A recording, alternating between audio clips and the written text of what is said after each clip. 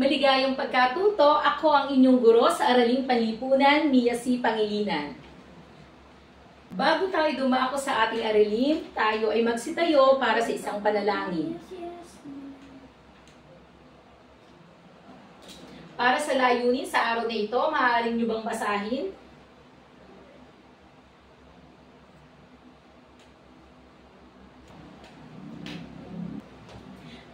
Nanood ba kayo na balita kagabi? Para sa ating talakayan, ang ating hashtag opinion, hashtag ibalita mo. Tayo muna ay magbalik tanaw sa ating naging aralin kahapon. Ito ay tatawagin nating tanda ko pa. Para sa ating panuto, maaari mo bang basahin?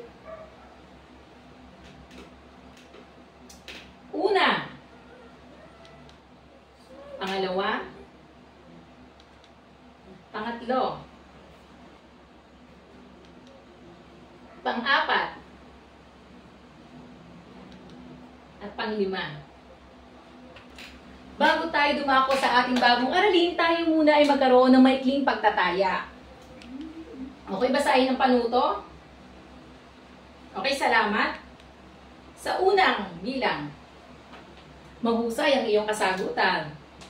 Okay, sa pangalawa, tama ang iyong naging reaction. Pangatlo, mahusay.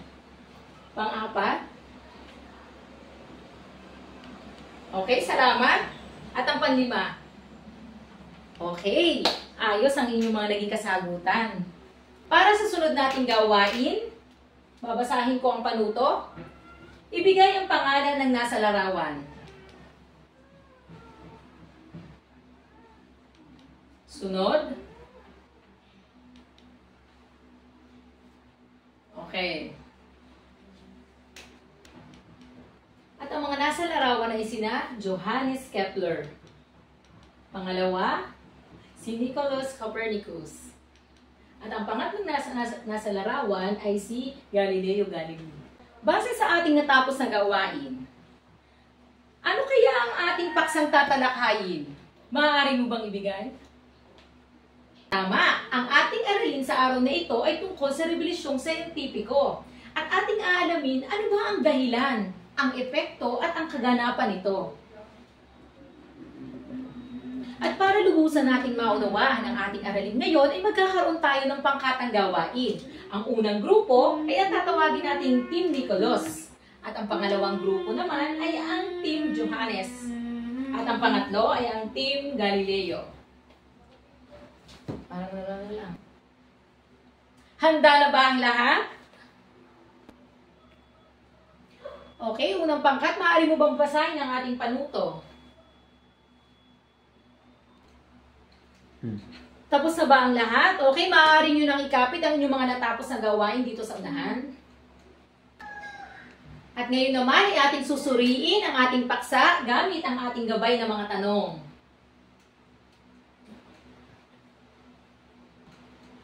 Mahusay ang inyong mga naging kasagutan. Okay, maganda ang inyong mga naging kasagutan sa bawat pangkat. Bigyan ng wow clap ang unang pangkat. At bigyan ng Alimdunisya clap ang pangalawang pangkat. At ang pangatlong pangkat ay bigyan ng Jollibee clap. It's slogan time! Ngayon ay kunin ang inyong arts materials. Okay, gumawa ng isang slogan tungkol sa kahalagahan ng rebolusyong siyentipiko sa pamumuhay ng mga tao, gamiting gabay ang rubric sa paggawa. Paano ko ba kayo mamarkahan? Okay, ang rubric na ito ang magiging basihan ko para markahan ang slogan na inyong gagawin. Okay, sa nilalaman may 6 na puntos, sa pagkamalikhain may 4, at sa kaugnayan sa tema ay may 3, at ang kalinisan at kaayusan ay may puntos na 2. Okay, tapos na ba ang lahat? Sino maaaring magbasa na kanyang natapos na gawain?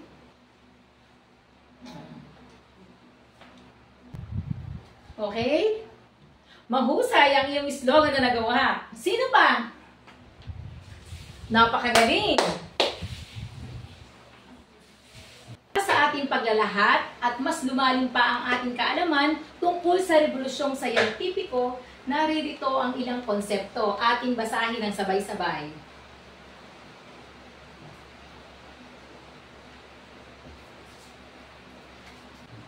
Naunawaan ba ang pinag-aralan ngayong araw na ito? May katanungan ba? Okay, kung wala, maaari ba kumuha na ng kalahating papel, lagyan ng pangalan, at lagyan ng bilang 1 hanggang 5. Okay, sa panuto, basahin nga.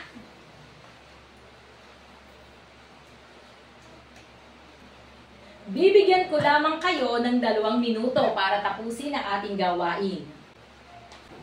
Natapos na ang 2 minuto, maaari na kayo magpalitan ng inyong papel. Ito, para sa ating pagwawasto, magpalitan ng papel. Ay, sino nakakuha ng 5? Itaas nga ang kamay. Mahusay. May nakakuha ng 4? Magaling. Nakakuha ng 3? Wala? 2?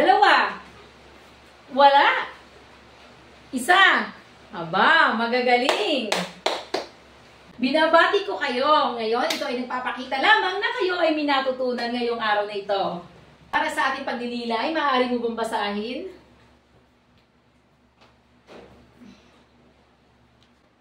At para sa ating takdang aralin ngayong araw na ito, isulat ito sa inyong kwaderno.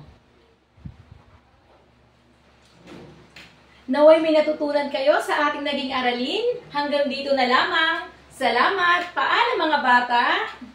Paalam. Paalam.